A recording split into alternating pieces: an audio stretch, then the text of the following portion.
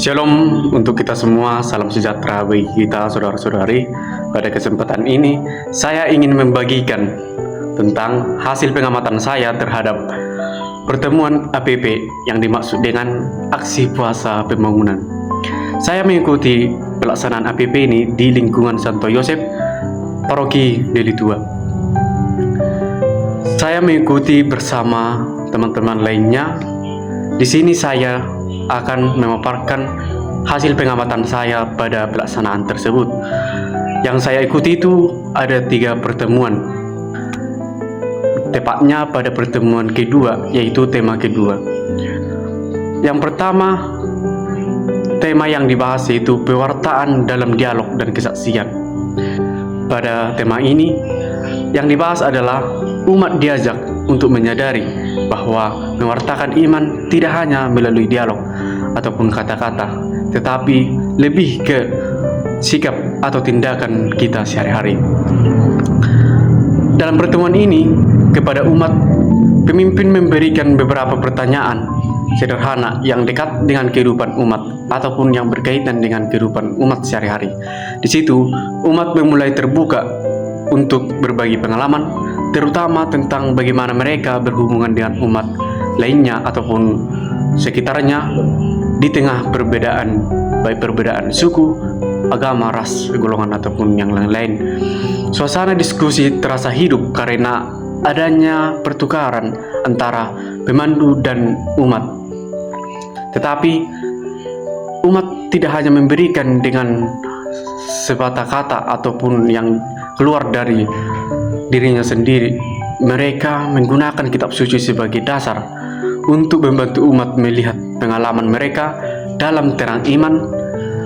Umat memulai menyadari pentingnya membangun relasi dengan yang baik dengan sesama untuk menunjukkan iman melalui tindakan nyata dalam kehidupan sehari-hari.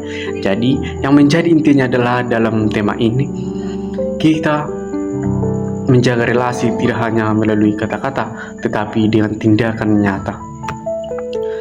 Pada pertemuan kedua ataupun tema kedua, liturgi sebagai wajah gereja yang berdoa.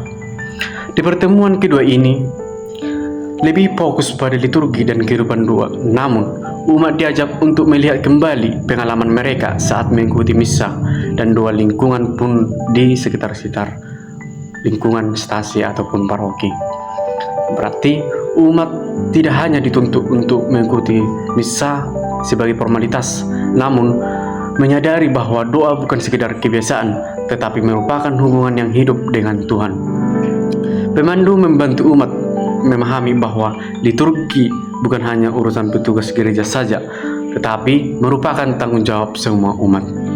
Melalui sharing dan refleksi bersama, umat semakin terdorong untuk lebih aktif dalam doa lingkungan dan ikut membangun suasana ibadah yang lebih hidup dan bermakna. Baik, yang menjadi tema yang terakhir yaitu tema yang ketiga, cinta yang inklusif dan sinodal. Pada pertemuan keempat, umat diajak untuk memahami arti kasih yang terbuka bagi semua orang. Dalam pertemuan ini berlangsung sangatlah terbuka ataupun hidup di tengah-tengah pertemuan tersebut. Umat diberi kesempatan untuk berbagai pengalaman ataupun menyampaikan dengan sharing tentang pengalaman mereka dalam kehidupan sehari-hari ataupun di dalam umat beriman, yaitu tentang kebersamaan. Kebersamaan ini yaitu antara perbedaan kita dengan sama satu dengan yang lain, penerimaan, bahkan mungkin pengalaman merasa kurang diperhatikan. Pemandu tidak langsung menilai, tetapi membantu umat menemukan sendiri makna kasih Kristus pengalaman mereka. Baik saudara-saudari, kita akan masuk pada tema yang terakhir, yaitu kesaksian hidup dalam masyarakat.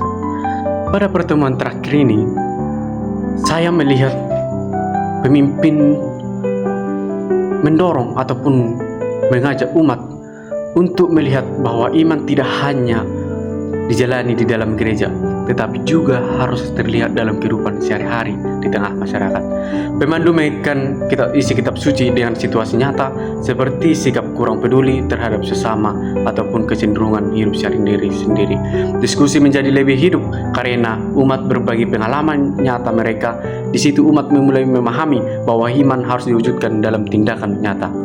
Beberapa hal ini menjadi perhatian sesama adalah keterlibatan dalam kegiatan sosial, menjadi hubungan baik dengan sesama, dan hidup sesuai nilai-nilai Kristiani.